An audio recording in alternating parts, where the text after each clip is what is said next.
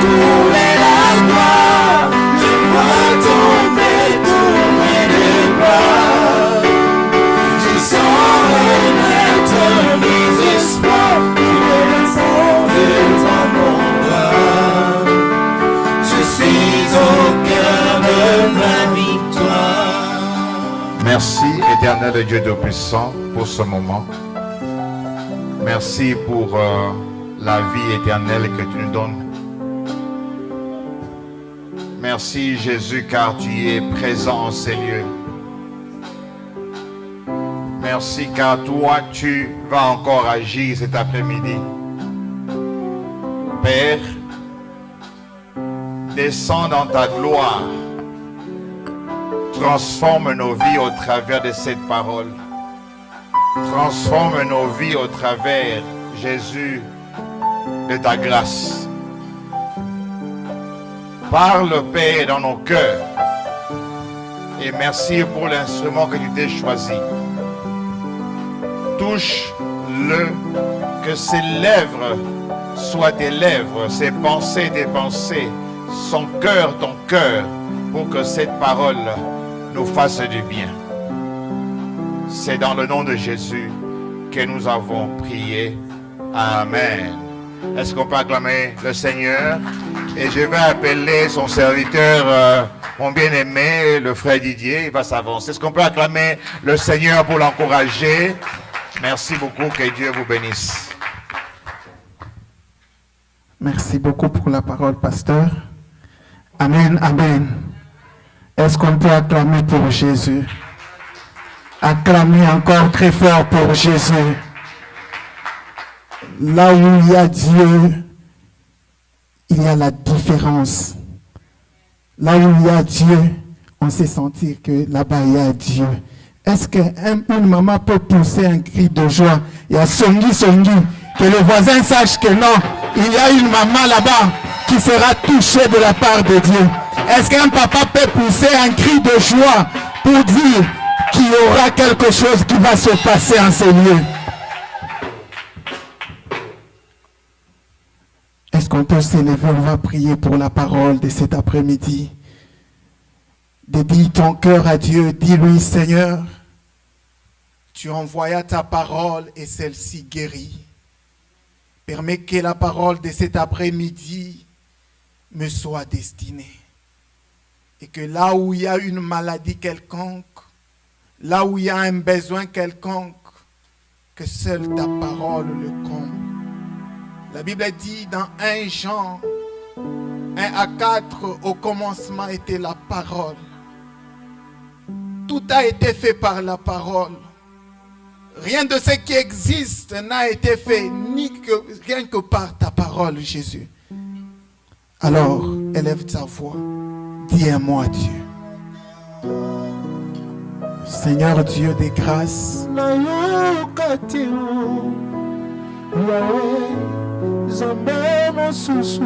sous cette onction, Jésus, nous t'invitons que tu prennes le contrôle de tout.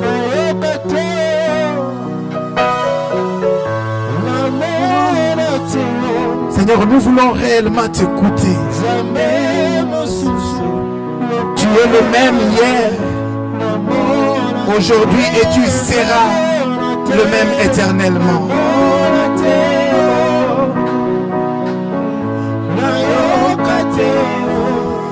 Merci. Il n'y a que toi qui sais agir.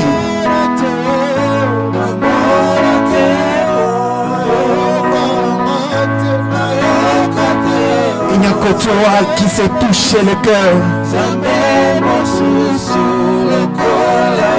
Il n'y a que toi qui sais encore redonner les ailes initiales de l'évangile, Jésus. La Bible dit, poussé par l'Esprit, les hommes ont parlé de ta part, Jésus. Permets que cet après-midi soit un après-midi exceptionnel. Et que ton esprit puisse toucher.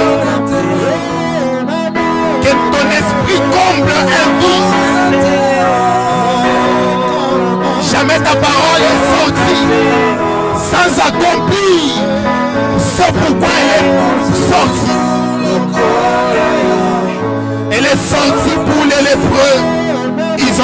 guérie.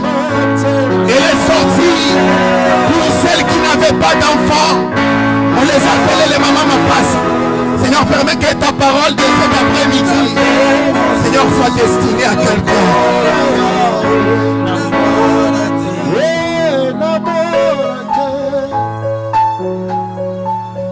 Seigneur, que ta parole soit bénie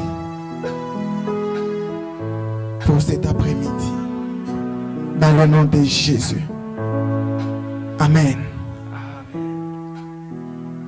Je vais demander à Papa Giresse de me faire juste un fond sonore d'une chanson en anglais.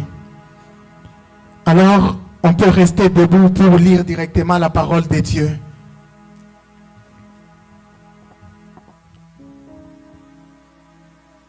Avant de lire, j'aimerais dire d'abord merci au pasteur qui me donne cette occasion encore de parler de la part de Dieu. Ni le pasteur, ni moi-même, on ne savait pas qu'aujourd'hui, je pourrais parler de la part de Dieu. Alors que l'honneur, la gloire reviennent à Dieu. Et merci, pasteur, pour ce privilège. Alors, soyez bénis le peuple de Dieu qui est présent. Le thème de cet après-midi, c'est la bonne décision. J'ai tiré ce thème dans deux passages. Le premier, c'est le passage des 2 Rois, chapitre 7, 3 à 14, que je vais demander à Papa Jérémie de nous lire. Et moi-même, je vais devoir lire Luc chapitre 5, 12 à 14. Que Dieu bénisse sa parole. 2 Rois 7, de 3 à 14, nous lisons au nom de Jésus. Près de la porte d'entrée de la ville se trouvaient 4 lépreux. Ils se dirent l'un à l'autre: à quoi bon rester ici à attendre la mort? Si nous décidons d'entrer dans la ville, nous y mourrons, car la famine y règne. Si nous restons ici, nous mourrons également. Venez, descendons plutôt au camp des Syriens et rendons-nous à eux. S'ils nous laissent vivre, tant mieux. Et s'ils nous font mourir, eh bien, nous mourrons. Vers le soir, ils se préparèrent donc à descendre au camp des Syriens. Lorsqu'ils furent arrivés à la limite du camp, il n'y avait plus personne. Le Seigneur avait fait entendre aux assiégeants le bruit d'une grande armée venant avec des chars et des chevaux. Les Syriens s'étaient dit l'un à l'autre: le roi d'Israël a certainement enrôlé contre nous les rois des Hittites et les rois des Égyptiens pour qu'ils viennent nous attaquer. Ainsi, pour sauver leur vie, ils se levèrent et s'enfuirent à la tombée de la nuit, abandonnant leurs tentes, leurs chevaux, leurs ânes et laissant leur camp tel quel. Verset 8. Lorsque les lépreux furent donc arrivés à la limite du camp, ils entrèrent dans une tente où ils mangèrent et burent ce qu'ils y trouvèrent. Puis ils emportèrent de l'argent, de l'or, des vêtements pour les cacher ailleurs. Ensuite ils revinrent et pénétrèrent sous une autre tente, y prirent ce qu'ils trouvèrent et allèrent encore le cacher. Verset 9. Puis ils se dirent l'un à l'autre: ce n'est pas bien ce que nous faisons là. Ce jour est un jour de bonnes nouvelles. Si nous gardons cette bonne nouvelle pour nous et si nous attendons qu'il fasse jour pour la publier, le châtiment nous atteindra. Venez maintenant, allons prévenir le palais royal. Ils retournèrent à la ville et appelèrent les sentinelles. Ils leur firent ce rapport: nous avons poussé jusqu'au camp des Syriens et voici qu'il n'y a plus personne. On n'y attend plus une seule voix humaine. Il reste seulement des chevaux et des ânes attachés. Les tentes ont été abandonnées telles quelles. Les sentinelles de la porte appelèrent quelqu'un de l'intérieur pour transmettre la nouvelle au palais royal. Le roi se leva au milieu de la nuit et dit à ses ministres: à mon avis, voici ce que les Syriens sont en train de machiner contre nous. Ils savent que nous sommes affamés. C'est pourquoi ils ont quitté leur camp pour se cacher dans la campagne. Ils doivent se dire: Les assiégés vont sortir de la ville, alors nous les saisirons vivants et nous pénétrerons dans la ville. Verset 13, l'un des ministres proposa la chose suivante. On pourrait envoyer quelques hommes et les 5 chevaux qui nous restent encore dans la ville. Nous n'avons rien à y perdre, car ils connaîtront le même sort que celui de toute la multitude d'Israël qui reste dans la ville et qui va vers sa fin. Envoyez-les donc et nous verrons bien. 14. On équipa donc 2 chars attelés de chevaux et le roi envoya une patrouille à la recherche de l'armée syrienne en leur disant d'aller voir ce qui se passait. Que Dieu bénisse sa parole. Je vais lire Luc chapitre 5 à partir du 12e verset. Je vais lire dans la version Parole de vie. Jésus était dans des villes. Et voici, un homme couvert de lèpre l'ayant vu, tomba sur sa face et lui fit cette prière. Seigneur, si tu le veux, tu peux me rendre pur.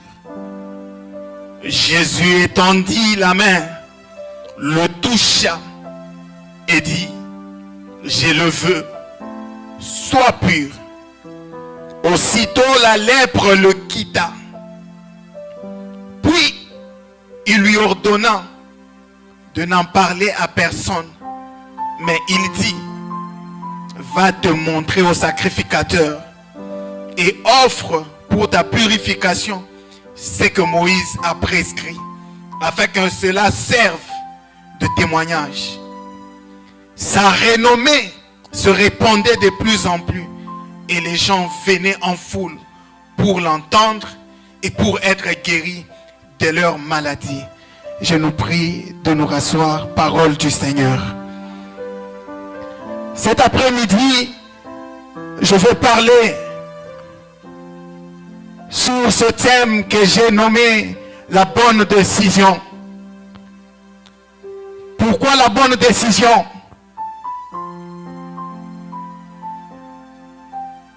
Parce qu'il nous arrive dans la vie de faire des choix.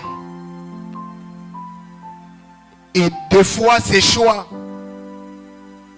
mettent en jeu notre personnalité. Des fois, ces choix mettent en jeu notre vie.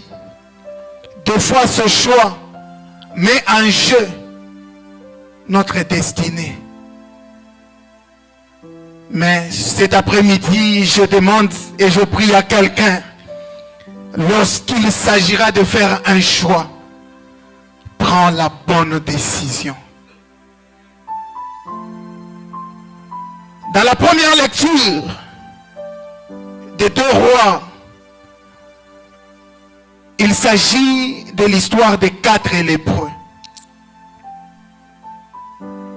Pendant ce temps,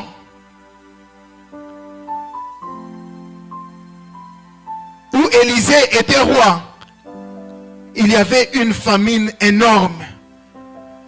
Les gens étaient en train de se manger. C'est-à-dire, aujourd'hui on mange mon fils, demain on mange le tien. Mais pendant cette période, il y avait encore la lèpre qui ravageait. Alors, les 4 lépreux, ils étaient du camp de Élisée. La lèpre, comme vous la connaissez, c'est une maladie qui nécessitait d'être mise en quarantaine. C'est-à-dire, quand tu es lépreux, même si tu es mon fils, je dois te mettre en quarantaine. Tu ne dois pas être en contact avec qui que ce soit. Il suffit de toucher un lépreux, tu es contaminé. Il suffit que tu sois en contact avec un lépreux, tu es contaminé. Alors, on les chassait de la communauté. Ils étaient en dehors de la ville. Et pour que les restes soient en sécurité, on avait encore placé les sentinelles pour leur empêcher d'entrer. une fois que tu oses entrer, ta sanction c'est la mort. Alors ces 4 lépreux,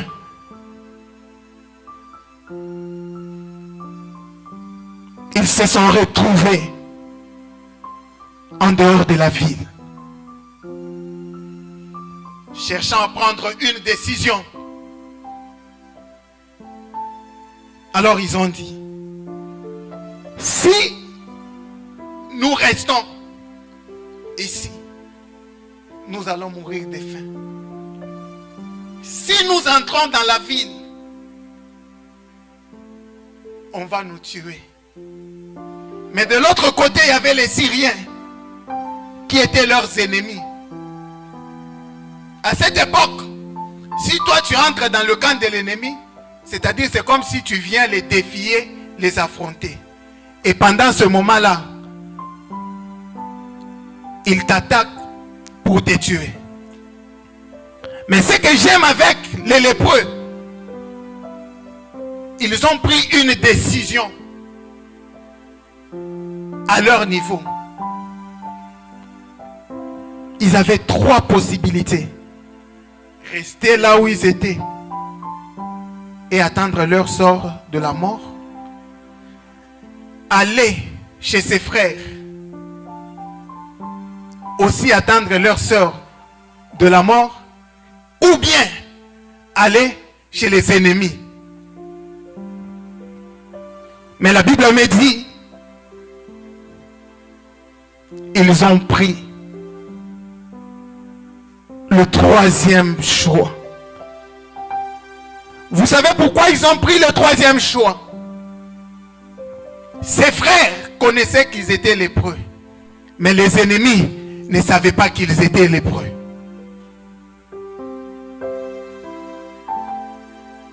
Alors, ils se sont dit, si on part dans le camp de l'ennemi, peut-être, s'ils ne nous tuent pas, ils nous laisseront en vie. Ils se sont retrouvés avec 2 choix encore. C'est-à-dire, ils ont pris la bonne décision de choisir là où il y avait 2 possibilités. C'est-à-dire 50% de choix d'être mort, 50% d'être en vie. Ils acceptent d'entrer dans le camp de l'ennemi. Les gens qui étaient malades, lorsque tu es malade, ton état physique est fatigué. Même des fois pour marcher, tu marches avec difficulté. Pour parler, tu parles avec difficulté. Mais lorsque ces 4 personnes ont pris la bonne décision, ils ont commencé à marcher. La Bible dit au verset 8 que pendant qu'ils marchaient,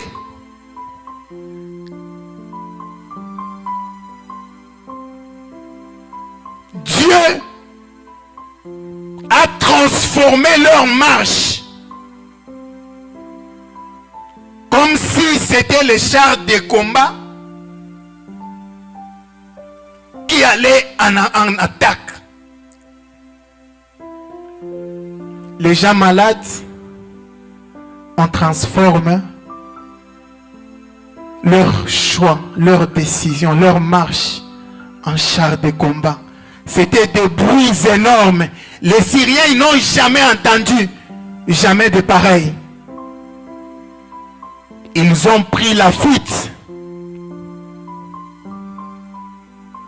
Ils ont tout laissé. La nourriture, les habits, les animaux, les bœufs, tout. À cause de la peur. Ils sont partis. Toute une ville. Ils ont laissé ça 4 personnes seulement. 4 lépreux.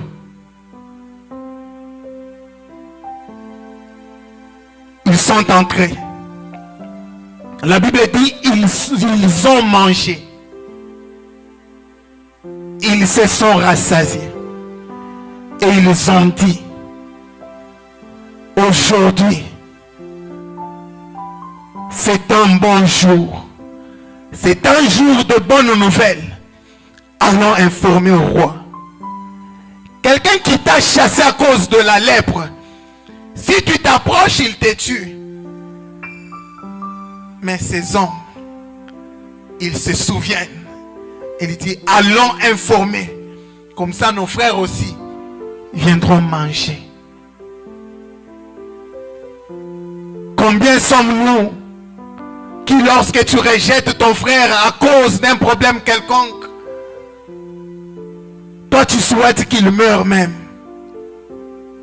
alors que ça peut être lui qui a la clé de la vie pour toi. Ça peut être lui qui a la solution à ton problème. Je voudrais dire à quelqu'un cet après-midi, ces lépreux ont annoncé la bonne nouvelle. Là où les gens étaient en train de se manger, ils ont ramené de la nourriture. Imaginez-vous, le roi, on l'amène la bonne nouvelle que les Syriens ont fui. Il dit non, sûrement ils connaissent que non, nous sommes en crise, nous sommes affamés. Ils sont allés se cacher comme ça. Lorsqu'on entre, ils viennent nous attaquer. Mais ils ne savent pas que c'est Dieu qui a fait un miracle.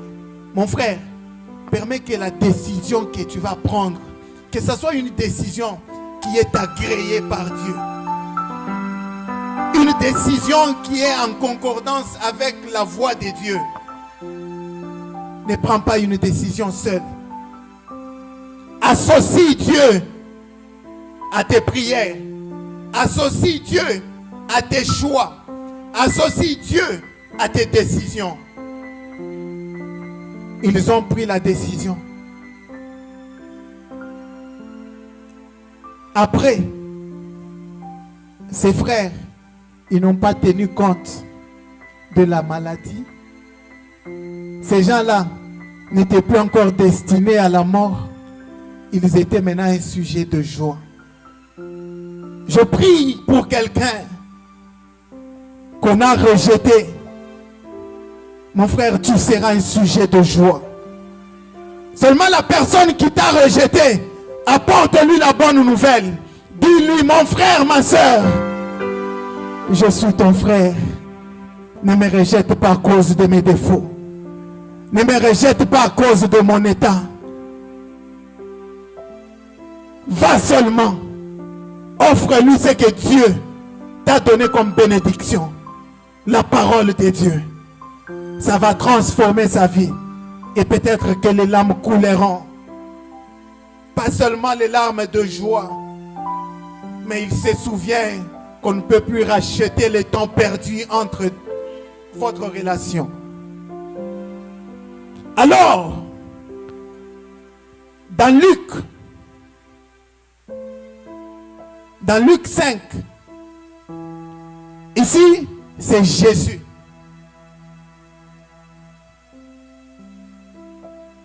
Il y avait un homme aussi, un lépreux.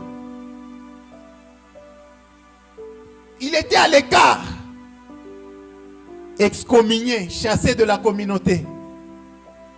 Il a vu le Fils de l'homme passer.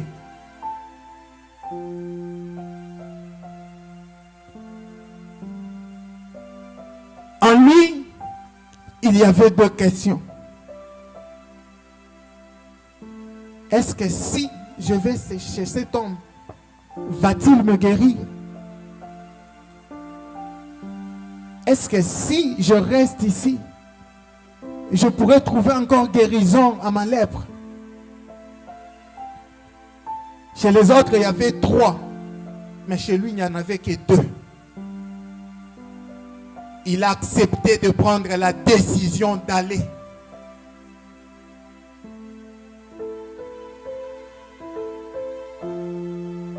Il est allé chez Jésus. La Bible dit, lorsqu'il est arrivé devant lui,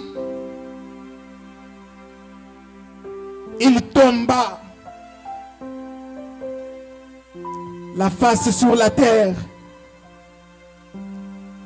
Et la Bible dit, il lui fit cette prière: Seigneur, si tu le veux, tu peux me rendre pur. Toutes les autres maladies, c'est la guérison. Mais quant à la lèpre, c'est la purification. C'est-à-dire, les humains, pour les autres maladies, ils pouvaient intervenir.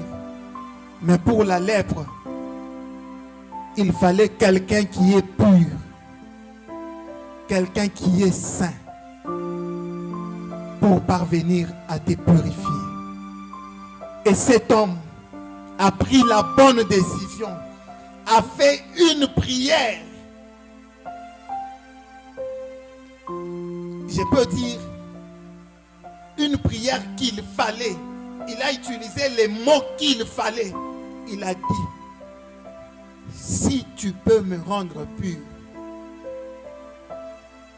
Les autres, à l'époque, ils ne savaient pas que non, pour la lèpre, il fallait être purifié. Mais cet homme, ce lépreux, a dit, peux-tu me purifier? Dans l'ancienne loi, les lépreux, on ne le touche pas. Mais la Bible dit, Jésus a touché le lépreux. Vous savez, lorsqu'il a touché le lépreux, lui-même, il a risqué sa vie. C'est-à-dire, dans la chair, il pouvait être contaminé de la lèpre et mourir comme tout homme.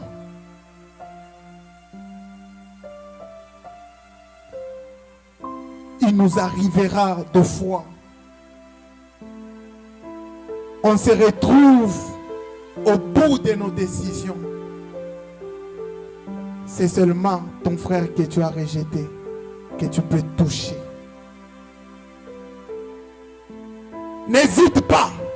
Lorsque Dieu te dit, va chez ton frère. Car c'est la deuxième voie qui est certainement la bonne décision.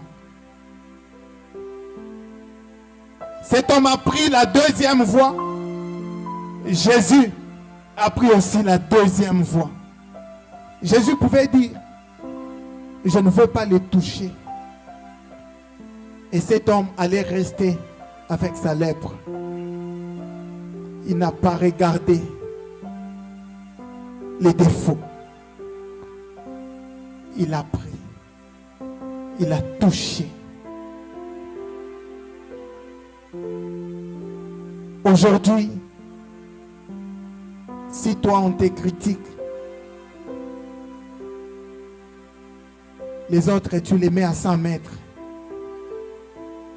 Tu ne sais plus encore les rapprocher.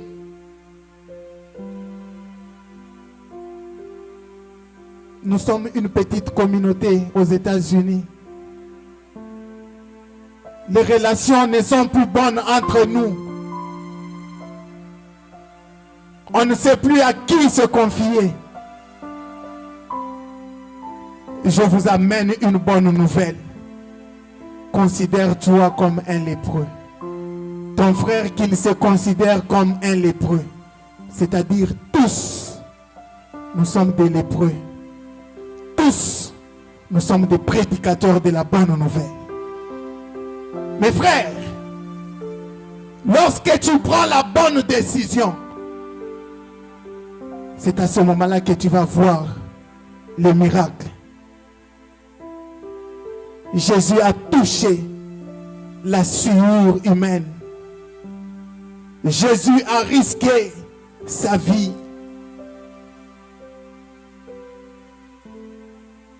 Jésus.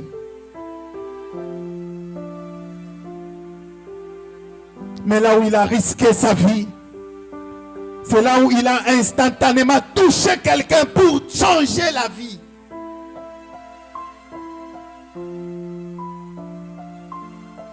Il a opéré quelque chose d'exceptionnel lorsqu'il a touché La Bible dit, le miracle s'est opéré dans la vie de cet homme.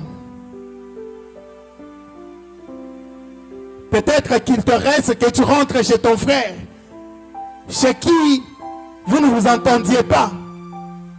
Tu le touches et il y a l'épanouissement dans un des projets que vous avez eu.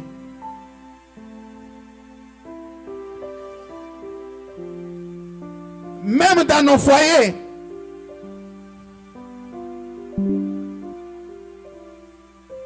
le courant n'est plus bon.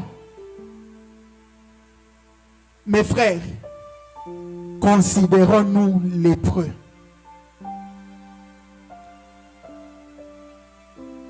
Considérons-nous prédicateurs.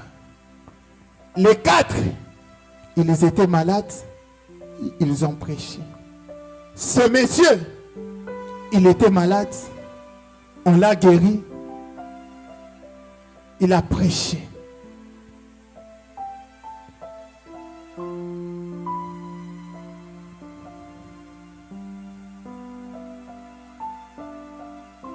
Tu ne peux pas briller dans la vie si tu n'es pas critiqué. Tu ne peux pas prospérer dans la vie si tu n'es pas critiqué, tu n'es pas insulté. Combien de fois on a insulté Bill Gates? Même le Fils de l'homme, Jésus, combien de fois il a été critiqué? Mais parce qu'il connaît l'objectif, notre rédemption, il n'a pas lâché. Si tu veux être élevé, laisse-toi critiquer. Qu'on t'insulte, mais toi tu continues. J'ai pris ce passage de la lèpre pour nous dire, je ne vois pas seulement la maladie, mais je vois la lèpre comme nos différences. La Bible dit dans Psaume 103, le verset 14, Dieu, il sait de quoi il nous a créés. Il y a en nous une nature d'homme. En nous, il y a une nature de faiblesse. Ne t'attache pas seulement aux erreurs de ton frère, non.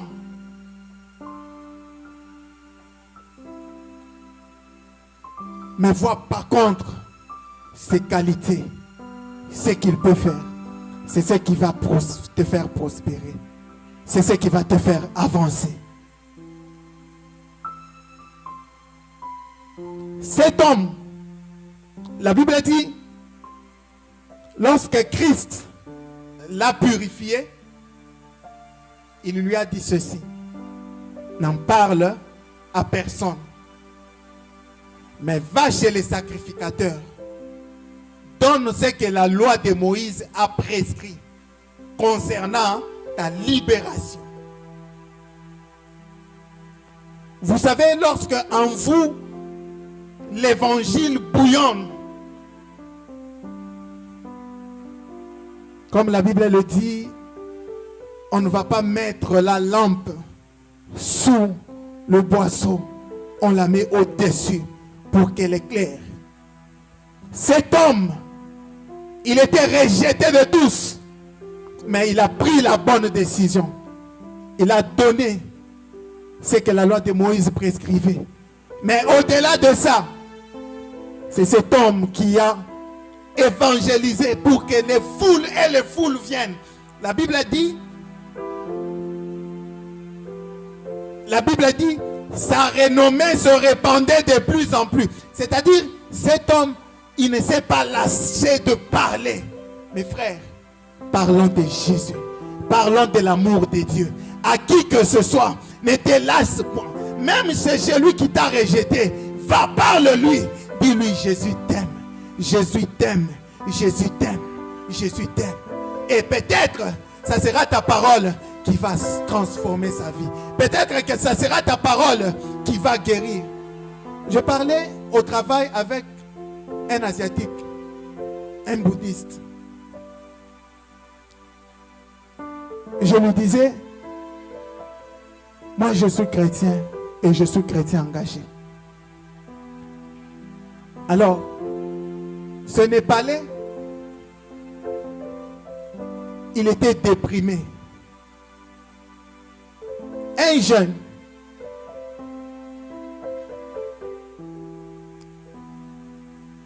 Pour se sentir soulagé, il fallait qu'il fume. Je lui ai dit, mon âme est pure. Toute ma vie, je n'ai pas fumé. J'ai dit, c'est possible. Tu peux laisser. Et Dieu peut transformer sa vie. Depuis ce jour-là, c'est un bouddhiste.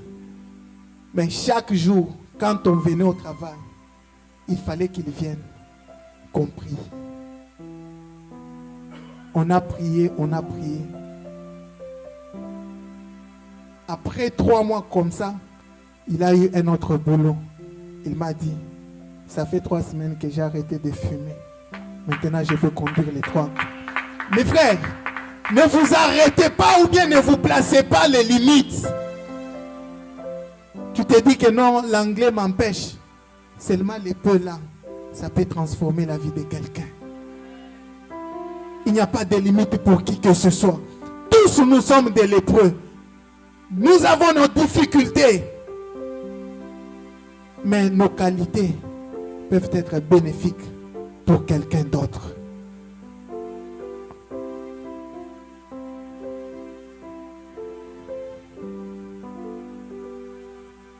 Mes frères, laissons-nous toucher par Jésus. Lorsque nous sommes touchés par Jésus, c'est comme les choristes étaient en train de chanter, Jésus est l'agneau de Dieu qui ôte les péchés du monde. Personne ne peut ôter si ce n'est que lui. Prends la bonne décision. Les 4 lépreux dans l'Ancien Testament avaient 3 possibilités. Le lépreux dans le Nouveau Testament, ils avaient 2 possibilités. Et nous, lépreux de maintenant, le 3e type de lépreux, nous avons une seule possibilité. À la croix de Golgotha, Jésus a tout accompli. J'annonce à quelqu'un que l'œuvre salvatrice de la croix de Golgotha a pris tous tes péchés. Tes condamnations ne sont plus là. Les choses passées sont passées. Maintenant, tu es devenu une nouvelle créature en Christ. Les choses anciennes sont passées. La maladie est passée. Le blocage est passé. Tout ce que tu peux t'inquiéter, ne t'inquiète plus. Maintenant, tu as seulement une possibilité. Tu t'agenouilles. Tu dis, le Dieu du ciel, je viens à la croix de Golgotha. J'implante la croix de Jésus dans ma vie. J'implante la croix de Jésus dans ma vie. Je vais recevoir une transformation. Je vais recevoir une transformation. Mon frère, ma soeur, tu seras transformé. Aussitôt tu seras transformé. Il n'y a que le Fils de l'homme qui transforme les vies.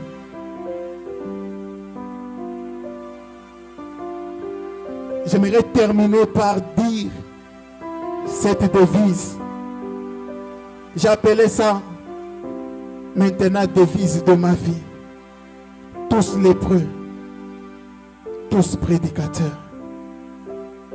Touchons les lépreux, touchons les impurs, touchons les bannis, touchons les excommuniés. Touche, touche, ne te lasse pas de toucher qui que ce soit. Lorsque tu te considères toi-même pécheur, il y a quelqu'un qui est mort à la croix de Golgotha, qui t'a sauvé. Que Dieu bénisse sa parole. On va prier.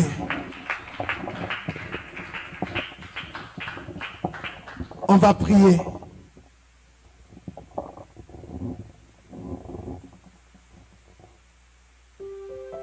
Considère-toi lépreux. Tu as besoin de quelque chose de particulier. Tu veux la guérison. Tu veux l'épanouissement de ton business. Tu veux réussir dans tes études. J'aimerais assurer à quelqu'un la décision que nous avons prise d'être dans les temples de Dieu, c'est la bonne décision.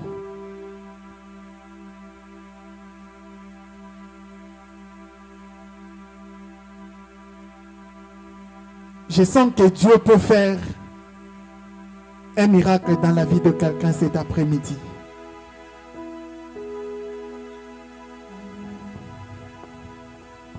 Tu as regardé tout autour de toi, tu t'es senti vide, dépouillé.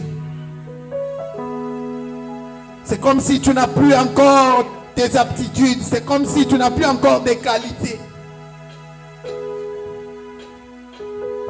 Mais la parole de cet après-midi me dit, après que Jésus est passé à la croix de Golgotha, il y a seulement une seule possibilité. Je vais demander à Papa Jonathan de me chanter Baba wa Maombi. Alors ça va nous aider de prier avec tous les nécessiteux. Tu as besoin de la guérison. Lève-toi là où tu es.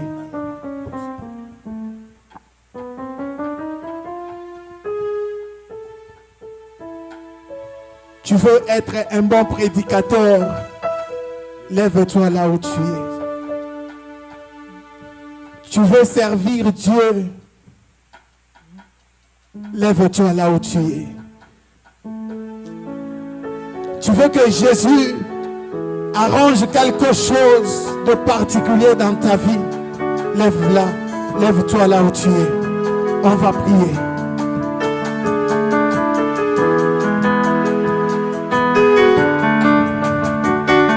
Un jour, Jésus enseignait. Les pharisiens et les enseignants de la loi étaient aussi dans l'auditoire. Ils sont venus. Mais Jésus, parce qu'il était le Fils de l'homme, parce qu'il était la parole incarnée, ce jour-là,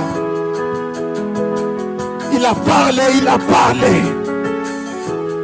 Les hommes et les femmes ont dit, nous n'avons pas vu quelqu'un parler de la sorte. Oh, tous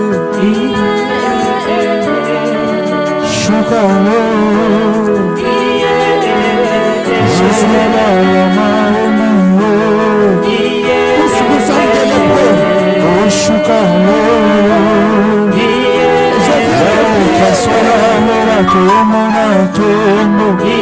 Je viens de prier l'œuvre salvatrice de la croix. Je ne connais pas le besoin de qui que ce soit qui s'est tenu debout. Mais je me suis rassuré qu'ils sont venus à la croix de Golgotha. Comme je leur ai dit, qu'il y a seulement une seule possibilité après l'œuvre de la croix. Jésus, touche-le. Jésus, touche-le.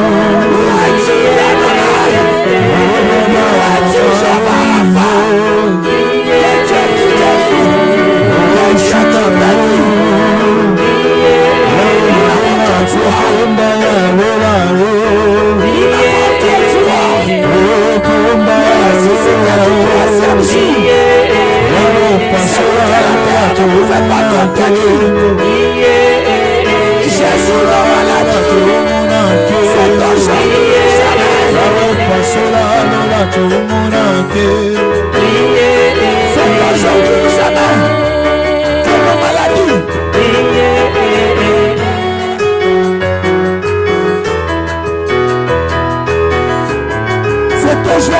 main, que je déclare aucune maladie ne demeurera aujourd'hui.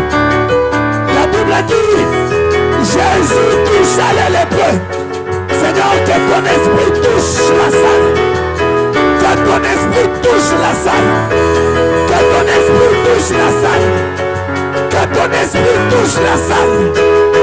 Là où ils sont. Ils se sont reconnus les lépreux. Ils se sont humiliés devant ta face.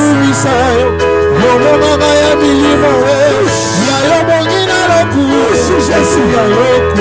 Touche Jésus.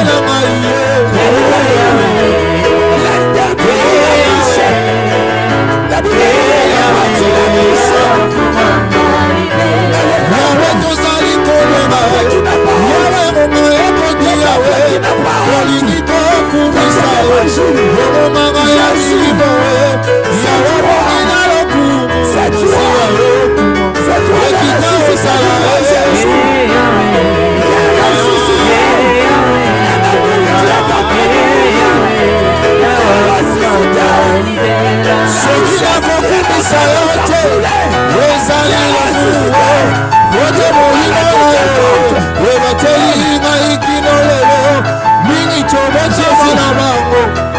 basila kokufa kasi molimo na yo yango papa batolima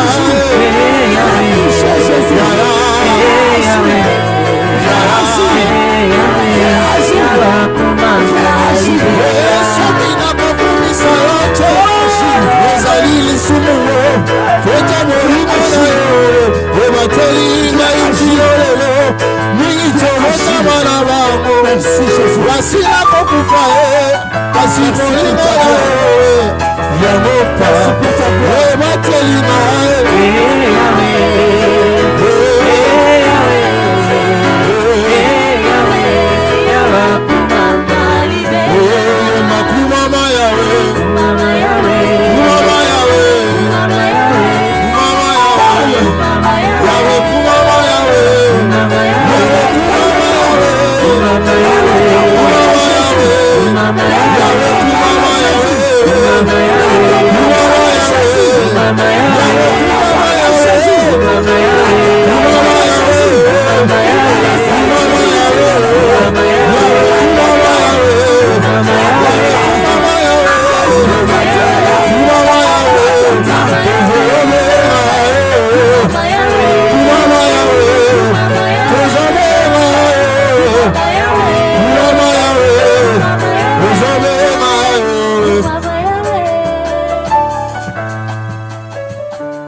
Est-ce qu'on peut élever nos mains?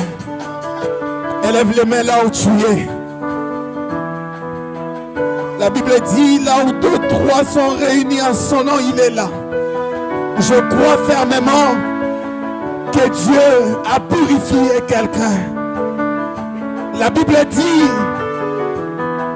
écoute, c'est lui qui te délivre du filet de l'oiseleur. Le Dieu en qui je me confie cet après-midi, il est celui qui te couvre sous son plumage. Le Dieu en qui je me confie cet après-midi, il est celui en qui il te place sous son aile en sécurité. Le Dieu que je prie cet après-midi, il m'a dit, tu ne craindras ni tempête, tu ne craindras ni terreur, tu ne craindras ni peste, tu ne craindras ni contingent. Reste, laisse que les problèmes viennent, mais tu vas expérimenter la gloire de Dieu. Les lépreux ont laissé la lèpre, ils ont expérimenté la gloire de Dieu. Que Dieu te bénisse, que Dieu te bénisse. Est-ce qu'on peut acclamer pour Jésus? Est-ce qu'on peut pousser le cri de joie pour Jésus? Est-ce qu'on peut pousser le cri de joie pour Jésus?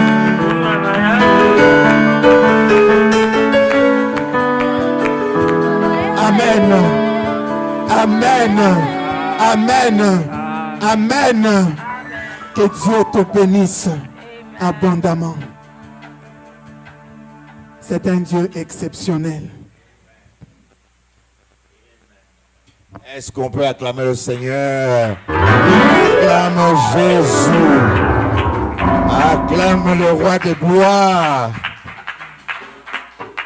Là, peut-être vous avez acclamé pour le frère Didier. Mais je demande que tu puisses acclamer pour Dieu.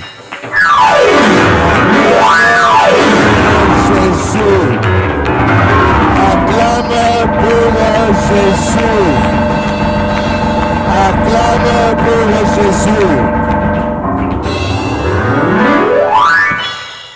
Gloire à Jésus. Amen. Vous savez, quand Jésus marchait, il parlait, les gens disaient que non, on n'a jamais entendu de telles choses. Amen. Depuis que je suis né, je me suis converti, je suis devenu chrétien. Je n'ai jamais entendu cette révélation. Amen. Amen. Ces gens-là, dans l'Ancien Testament, ils avaient 3 décisions à prendre. Dans le Nouveau Testament, ils avaient seulement 2 décisions à prendre. Maintenant, nous, aujourd'hui, nous n'avons qu'une décision, une seule décision à prendre.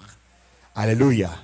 Et cette décision, c'est Fukama, Belela Jésus. Alléluia. Lorsque tu cries à Dieu, c'est lui qui va te donner la bonne décision. Alléluia. Et bien aimé, parce que beaucoup d'entre nous aujourd'hui, les choses ne marchent pas parce que nous avons des problèmes. Au lieu d'aller vers Jésus, on essaye. Et lorsque nous avions échoué, nous rentrons à Jésus. On a déjà pris ces 20 000 décisions. Et maintenant, même lorsque Jésus nous parle, nous sommes encore en train d'hésiter. Que Dieu bénisse son serviteur. Amen. Que Dieu bénisse ce pasteur Didier. Amen. Que Dieu bénisse ce pasteur Didier. Amen. Amen. Yo bien frère, on a bien des pastas. Que Dieu soit loué. Amen. Amen. Amen.